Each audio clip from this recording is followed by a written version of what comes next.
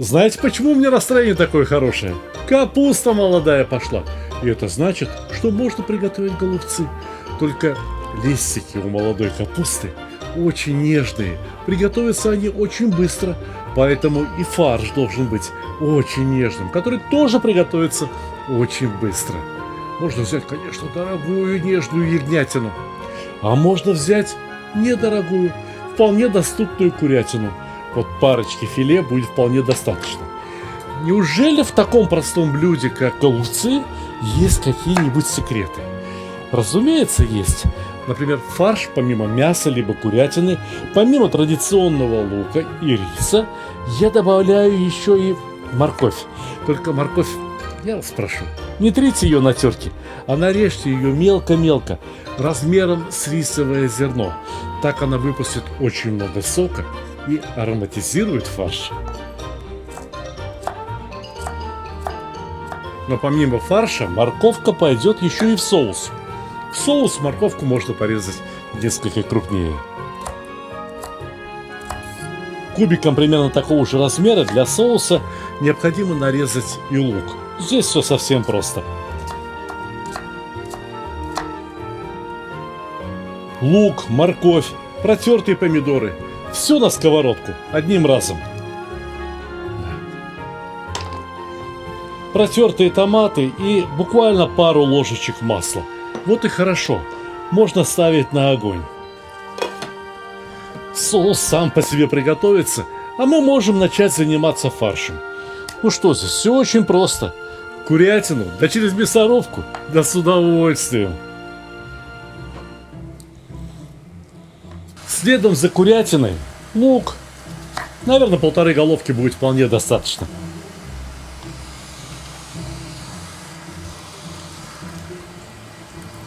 Помимо лука и моркови, в фарш можно добавить несколько зубчиков чеснока. Голубцы приобретут ощутимый характер. Особенно, если вы кроме соли собираетесь добавить и кое-какие специи.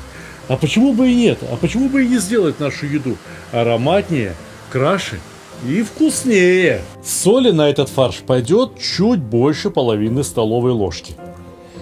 Немного черного перца, немного красного перца, не острого, паприки копченой. Будет хорошо, будет очень ароматно. А также аромат добавит немного зиры и немного кориандра. Совместно с этими приправами, луком, морковью, да еще вот этим рисом. Если кто не знает, что это была курятина, подумай, что приготовлено с мясом. Рис для фарша на голубцы, на долму необходимо отваривать, не более 2 минут. Этого достаточно. Важно, чтобы рис был готов к восприятию соков. Ведь сейчас и курятина, и лук, и морковь все начнут выделять свои соки, а рис их подхватит, впитает в себя.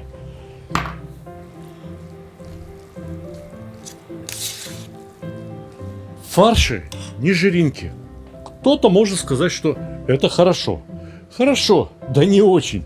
Потому что именно в масле и в жирах растворяются запахи, растворяются вкусы. Поэтому 2 ложки растительного хорошего масла почему бы и не добавить в фарш. Получится ароматнее, вкуснее, а кроме того, сытнее, правильнее.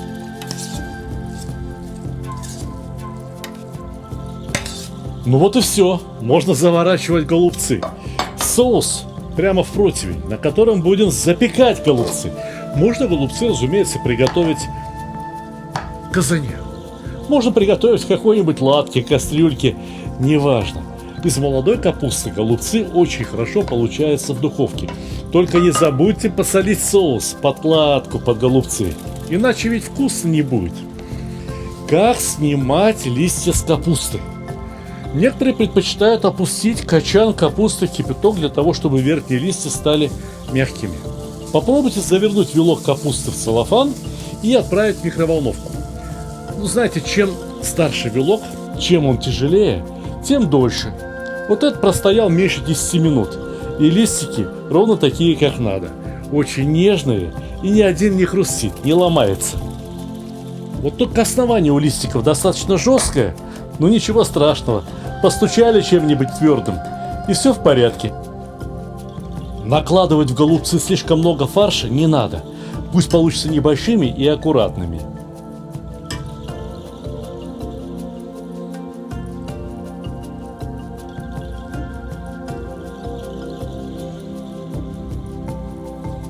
Соус посолили, фарш тоже посолили, а вот листики не посолили. Ничего страшного, сверху можно посыпать солью, потому что из соуса соль вверх не поднимется.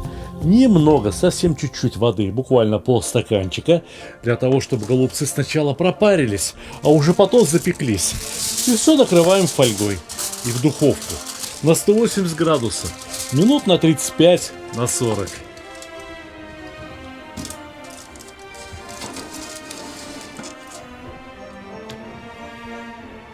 Дорогие друзья, буквально 5 минут о моих книгах. Вот эта книга составлена по заявкам теле- и радиослушателей. То есть вы выбрали рецепты для этой книги.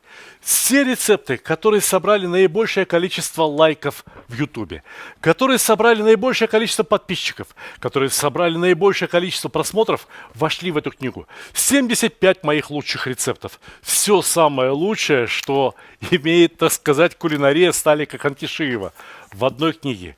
Каждый рецепт имеет QR-код. Вы можете прочитать, все очень подробно написано, фотографии каждого шага, как что делать, а потом еще и посмотреть на ютубе и задать мне вопрос, если вам что-либо непонятно. Очень интересная книжка «Счастье кулинара», она во многом автобиографическая. Здесь о еде моего детства, о том, что мы готовили с супругой, когда были молодыми, о том, что мы любим готовить сейчас. Это пончики и кремль, это то, что я любил очень в детстве. Это малосольный огурчик, это то, что я любил, когда мне было лет 30-40. Знаете, да, почему? А вот это, например, апельсиновый сок, но это все только для красоты. Потому что дальше идут какие-то бифштексы, какие-то очень интересные блюда. Например, такая вот каша рисовая, которую не грех подать на Пасху. Книга «Мангал». Сейчас начинается летний сезон, сезон шашлыков. Все, что необходимо знать про шашлык, написано в этой книге. Вы научитесь готовить шашлык лучше, чем повара во многих ресторанах. Книга «Казан, баран и Дастархан». Все о том, как готовить баранину. От ее разделки, от того, какую часть туши на какое блюдо отправить, как его пожарить, сварить, потушить, запечь, что угодно. Ох! Моя самая первая книга «Казан Мангал» продается уже 17 лет, продано более миллиона экземпляров. Люди очень любят эту книгу. Одна из моих самых новых книг – это «Кухня чеченского народа». Если кому-то уже поднадоела узбекская кухня, поднадоела азербайджанская, вот перед вами Кавказ. Вот еще кое-что вкусное, вот еще кое-что очень интересное, вот еще кое-что очень необычное. Великолепный подарок не только выходцам с Кавказа, но и русским людям. Очень интересно. Книга «Плов», книга «Казан». Эти две книги, пожалуй, что мои главные книги, главный труд. Я в них вложил труда неимоверно. Знаете, как они сделаны внутри? Таких книг я не видел, что кто-нибудь еще делал такие книги. Ну, фотографии, ладно. Фотографии я всегда делаю сам, всегда стараюсь сделать их роскошными. Но здесь написана эта книга так, что не приготовить по ней невозможно. Все, что вы будете готовить, будет получаться точно так же, как у меня, потому что каждый рецепт имеет необычную структуру. Во-первых, здесь указано, какая температура должна быть в казане, сколько минут должна продолжаться та или иная операция. Каждый шаг описан очень подробно, на каждый шаг фотографии, и на каждый шаг вот здесь внизу написано, почему необходимо поступать именно так, почему надо готовить именно так, а не иначе. Эта книга получила что-то вроде кулинарного Оскара. Первое место на конкурсе, на всемирном конкурсе кулинарных книг в Пекине. В соревновании принимало участие 1200 книг из 210 стран. И я вот с этой книгой получил первое место. Книга «Плов» не хуже. Здесь, если вы после этой книги не научитесь готовить плов, я сильно удивлюсь. Точно такая же структура. Что делать? Фотография, какая температура и подробное объяснение, почему надо готовить именно так. Все возможные пловы на все возможные вкусы. Но если вы покупаете книгу «Счастье кулинара» и книгу «Плов», книга о марокканской кухне Кухня, о которой вы практически ничего не знаете, но это очень вкусная кухня, которая готовится из тех же самых продуктов, что есть у нас, из тех же самых специй, что есть у нас, и готовится зачастую гораздо проще, чем наши любимые блюда в казане. Вы откроете для себя буквально новую страницу в кулинарии. Книга «Счастье кулинара», книга «Плов». За эти книги вы платите, а эту книгу я вам дарю. То же самое я сделаю для тех людей, кто купит книгу «Мангал» и книгу «Казан». Вместе две книги, пожалуйста, а книга «Таджин» и «Кускус» бесплатно. Если кто-то захочет купить вот эти две книги, книгу «Казан» и книгу «Плов» вместе, разумеется, тому книжка «Таджин», «Кускус» бесплатно. Если кто-то захочет купить не одну книжку про чеченскую кухню, а сразу три, одна бесплатно. Заходите на мой сайт stalik.ru. Теперь это эксклюзивный продавец моих книг, потому что только здесь книги упаковывают так, как положено, и они дойдут до вас в целости и сохранности. Во-первых, вот такая картонная коробка для каждой книги. Это обязательно.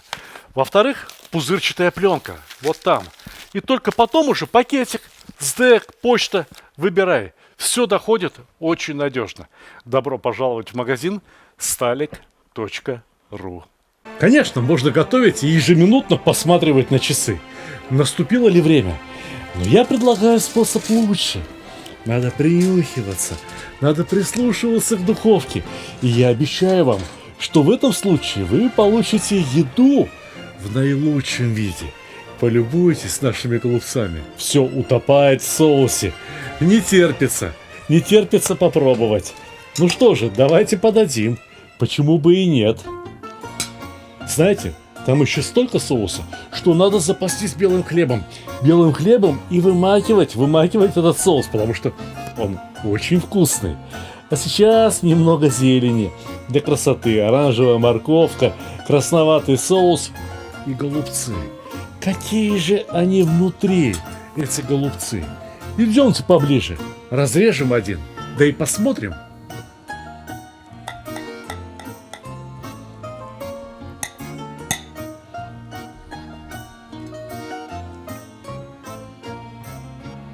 Знаете, помимо зелени, я настоятельно советую. Возьмите чайную ложечку сметаны на каждый кусочек голубца. И попробуйте именно так.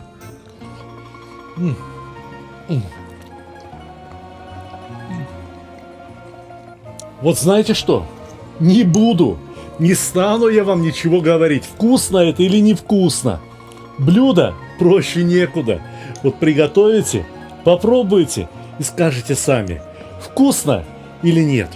Но я абсолютно уверен, что когда вы приготовите, пусть даже эти очень простые голубцы, у вас возникнет точно такое же желание, как у меня сейчас. Преподнести блюдо и сказать: приятного аппетита, дорогие мои!